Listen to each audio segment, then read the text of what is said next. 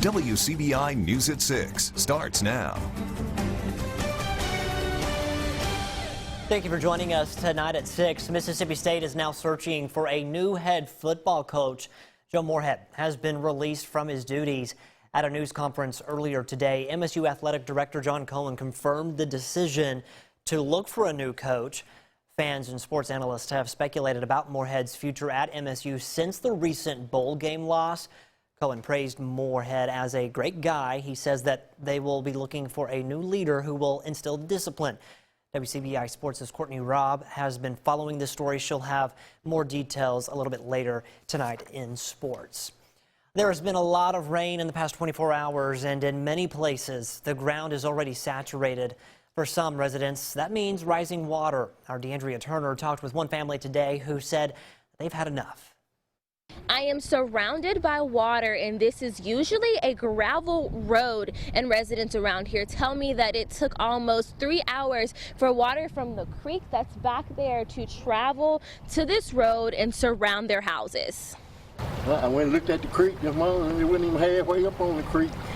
Leon Harris says he didn't think the water would be up to his knees. It was probably going to be a little bit, but not this bad. Just panicked and told my son that it's for us and we have to get out of here. This isn't the first time Ethel Harris has seen this much water flood her yard. It happened in 2018. In December 2018, and it didn't get in the house. She says she's hopeful that the water stays out this time also. But my wife don't like the flood. Enough so that the couple has plans to move to higher ground. In Lowndes County, DeAndrea Turner, WCBI News. Check this out. Water is up to the front doors of several townhomes in the Fountain Square complex. This is just off of Yorkville Road here in Lowndes County. Residents tell us they've reached out to managers at that complex, but so far they say they've not heard back from them. Water started to rise with strong storms that moved through the area on Thursday. Well, Scott, all that damage has definitely been done, but the good news is the rain is moving on out. We've got basically a clean radar picture right now, aside from a sprinkle or two, just a little bit of light rain coming through Pickens County and the eastern portion of Noxubee County, but most of us will be dry overnight tonight and dry for the weekend as well. Having a really nice weekend, a lot of time for all that rain to dry out. Temperatures in the 50s, so a pretty cool weekend. Definitely want to grab a light jacket if you're headed out. Now, we're dry for the weekend, but rain chances do start to perk up just a little bit as we get overnight Monday into Tuesday, and also by next Friday. I'll have the full breakdown on that and some river stages coming up right after this. Clay County deputies are searching for a missing man. Take a look at your screen here. 59-year-old David Box. He hasn't been seen since early yesterday morning. Deputies say that his vehicle was last seen in a flooded area at Macklemore Bottom. That's in northern Clay County. Well, we're now on day 3 of trying to find Mr. David Box, and the sheriff's office is using multiple resources in the hopes of finding Mr. Box safe. Our Stephanie Poole joins us live in the studio. And Stephanie, what agencies are all involved today? Yes, Scott, the Department of Wildlife and Fisheries is assisting West Point Fire and Rescue, the Clay County Sheriff's Department, and Emergency Management. Those agencies are actively searching in hopes to bring him home. On Friday morning, the Department of Wildlife and Fisheries set out on the Holker Creek in hopes to find 59-year-old David Box. Clay County Sheriff Eddie Scott says Box has been missing since Wednesday. Well, he was reported missing to us yesterday morning sometime after 10 o'clock.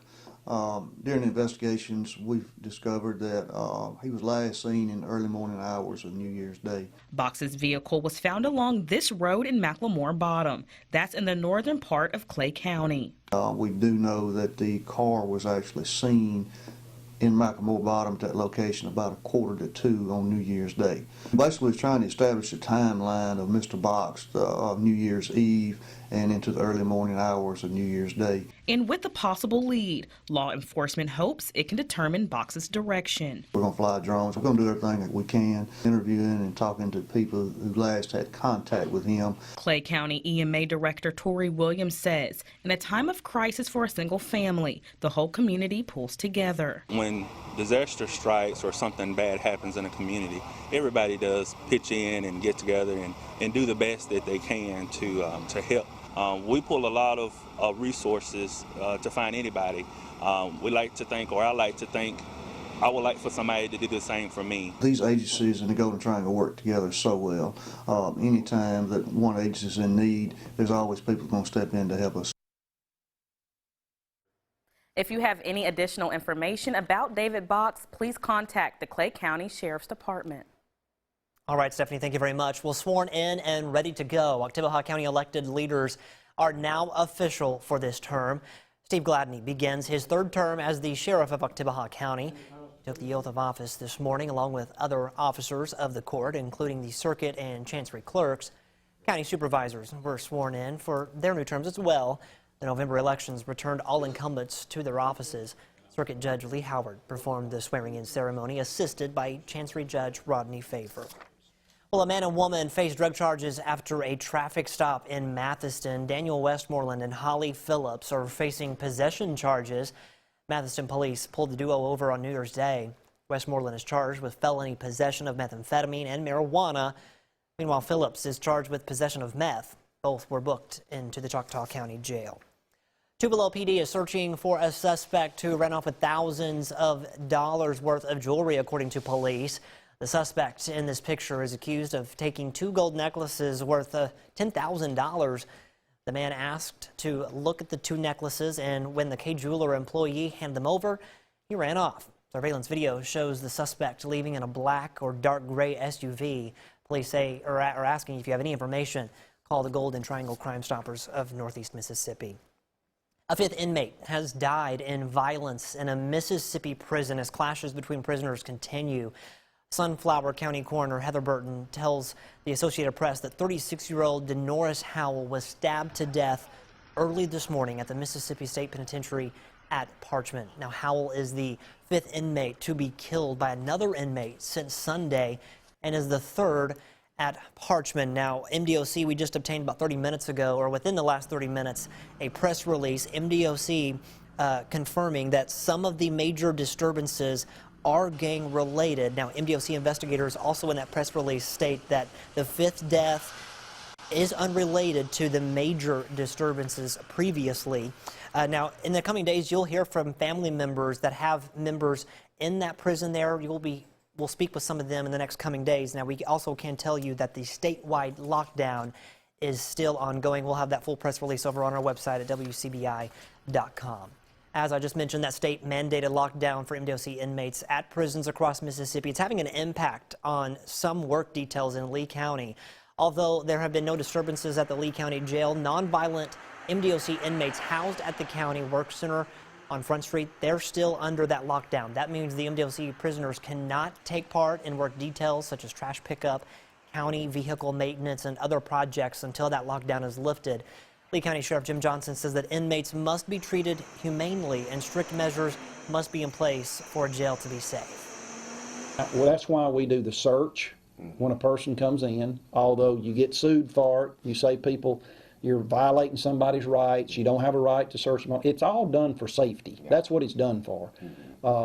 We do the random shakedowns in the jail, and we find shanks, we find knives, we find things. We don't allow anything from the outside to be brought to our jail. Sheriff Johnson says that inmates have many privileges when they're brought to the jail. However, any inmate who breaks the rules can lose those privileges. There's no place like home, and there is no one like an Elvis fan. That story when we come back on WCBI News at 6. You're watching WCBI's News at 6.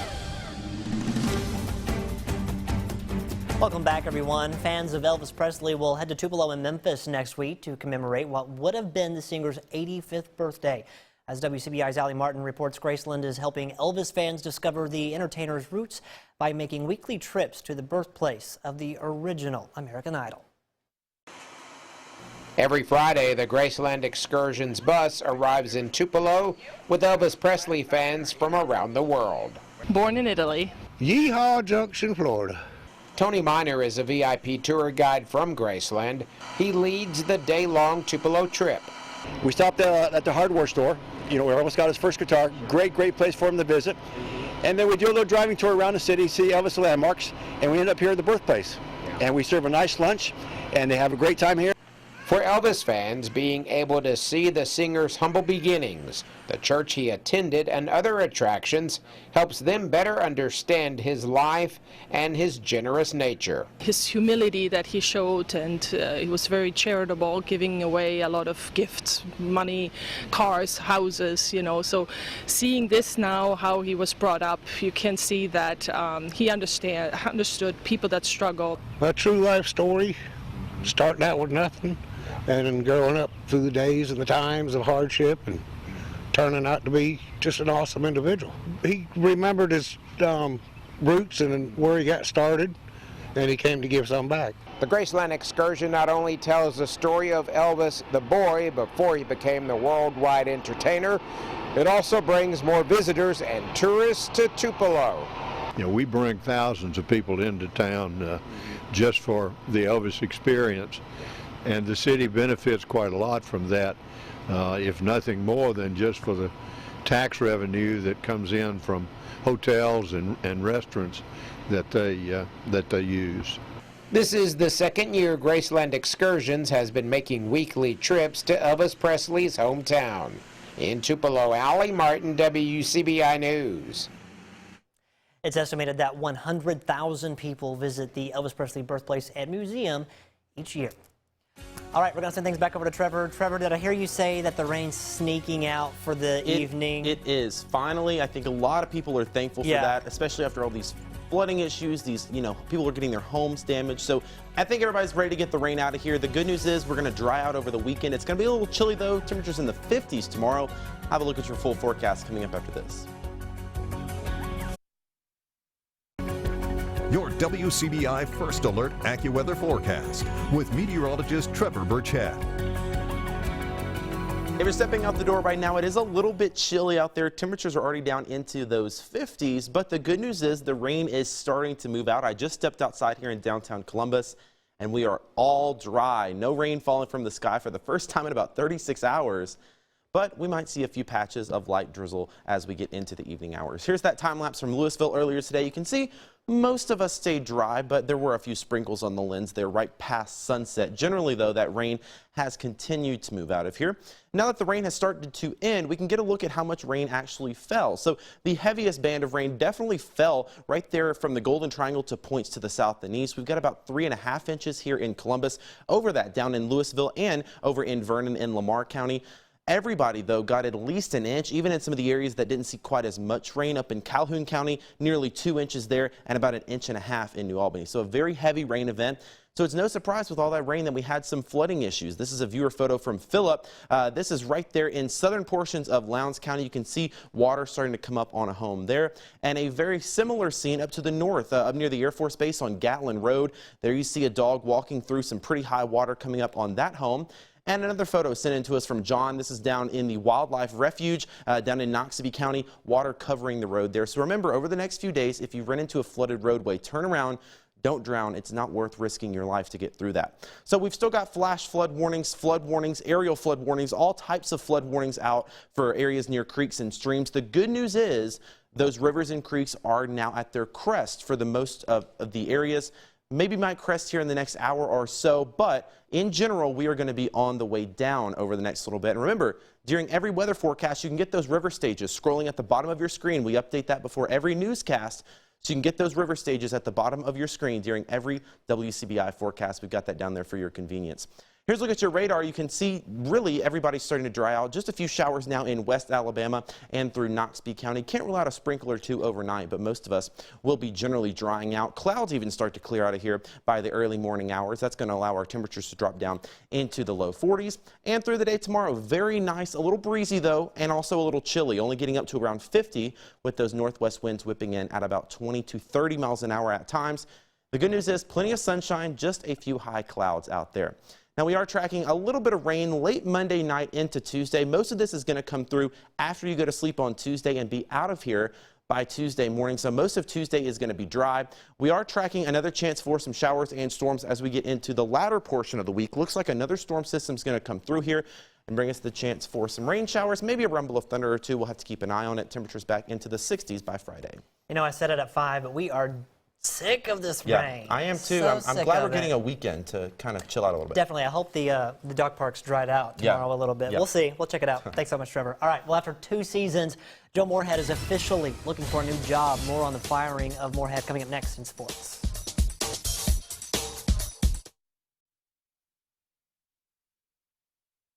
Your WCBI Sports with Courtney Robb is brought to you by your local Ford dealers. Go further. It was 5 weeks ago that MSU head coach Joe Moorhead walked into his post-game Egg Bowl press conference, trophy in hand, saying that Mississippi State was his team, his program, and that he would have to be dragged out of Starkville. After securing the team's 6th win of the season and 10th consecutive bowl game appearance, Coach Moorhead's job seemed safe in Starkville. However, the Bulldogs felt that it was time to part ways as Coach Moorhead has officially been fired from Mississippi State. MSU Athletics making the announcement this afternoon that the program would begin a national search for a new head football coach. The decision coming just 4 days after MSU's loss to Louisville in the Music City Bowl, 38-28, finishing the 2019 season 6-7 overall. Moorhead finishes his 2 seasons as head coach with a 14-12 overall record, 2 Egg Bowl victories, and 2 bowl games. The 2019 season under Moorhead was tumultuous to say the least, including player suspensions, injuries, and even fights breaking out during practice. MSU Athletics Director John Cohen saying there was not one specific factor that led to parting ways with Moorhead, rather a series of events. I coached long enough myself to know wins and losses matter, and Joe did win 14 games. In this case, it goes a little bit beyond just wins and losses, although I want to state for sure that wins and losses matter, but there were some other issues at stake here that we had to consider. It's going to have to start with discipline. It's going to have to start with having a hard edge. It's going to start with helping student athletes grow both on and off the field. It's going to start with somebody who has a passion for Mississippi State specifically. As I mentioned before, this is a unique place, and we're excited about finding that person. Cohen did not specify any specific timeline to finding a new head football coach, saying that he's focused on finding the right fit, regardless of how long it takes. SEC basketball has officially returned to Mississippi State. MSU setting quite the tone with a 93-47 win in the opener against Florida last night. Guard Jordan Danbury and forward Rakia Jackson leading the way with 41 total points out of the 93 that the Bulldogs scored. State also taking major advantage of 21 turnovers committed by Florida, converting those mistakes into 26 points. MSU head coach Vic Schaefer very happy with his team on both sides of the ball after the team's first conference dub. I'm just proud of them, and just how hard they played, and again, just how hard we played defensively. Y'all know that's our MO around here. That's who we are. It's what we're made of. It's what we built this program on. Yes, I'm excited that we scored 93 points, and I love the way we scored 93 points, but 24 assists. The chemistry that we showed tonight, sharing the basketball, knowing where people were, transition, 26 fast break points. I mean, that is really, really good. I just thought we had a bunch of juice. Next up for the Bulldogs, Mississippi State heads to Georgia for a Bulldog battle. That game on Sunday at 3 p.m. on the SEC Network. So no brunch with the Bulldogs. I guess a late brunch if you do late brunch. Brunch ends around 3 p.m., so maybe get a waffle in there or something while you're watching them play. Yeah, right, they'll be serving up some good things. We like it. All right, thanks so much, Courtney. We'll have last week's forecast when we come back.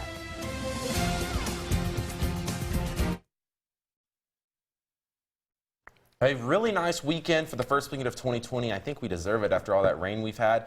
Maybe a little shower activity late Monday into early Tuesday. I think the majority of Monday and Tuesday is going to be dry. Won't be the case for Friday, though. Looking like more showers and storms are going to move back in with highs in the mid-60s. It's going to be one of those weekends next weekend where you want to, take a 3-day weekend. Mm-hmm. Wouldn't that That's be what nice? I woke up and thought today. It's so rainy. Well, after the day I've had, I'm crawling back into bed and staying there for the remainder of time. Don't blame me. You've been up early, early. All busy day. Very busy. All right, thanks for joining us, everyone, tonight here at 6 o'clock. I'll be right back here with Trevor and Courtney tonight at 10 o'clock. Have a good evening.